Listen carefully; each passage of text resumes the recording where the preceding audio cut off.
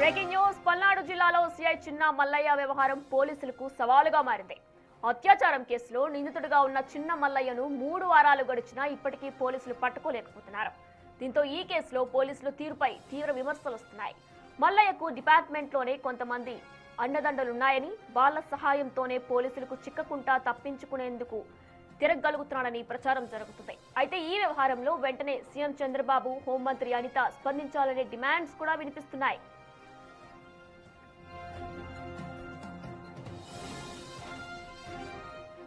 గత నెల 29న వినుకొండలో చిన్న మల్లయ్య పై ఓ మహిళ అత్యాచారం కేసు నమోదు చేస్తుంది. ఆ మరుసటి రోజు నుంచి సీఐ చిన్న మల్లయ్యకు సంబంధించిన రాసలీలలకు వీడియోలు, ఆడియోలు, ఇతర ఆధారాలు ఒక్కొక్కటిగా బయటకు వస్తూనే ఉన్నాయి. దీంతో మల్లయ్యను ఉన్నతాధికారులు సస్పెండ్ చేశారు. అప్పటికే పరారులో ఉన్న నిందితుడు మల్లయ్య సైలెంట్ గా హైకోర్టులో ముందస్తు బెయిల్ పిటిషన్ వేశాడు. కానీ ఈ పిటిషన్ను కోర్టు కొట్టేయడంతో కంప్లీట్ గా అజ్ఞాతంలోకి వెళ్లిపోయాడు. దీంతో చిన్న మల్లయ్యను పట్టుకోవడానికి పోలీసులకు పెద్ద తలనొప్పిగా మారింది.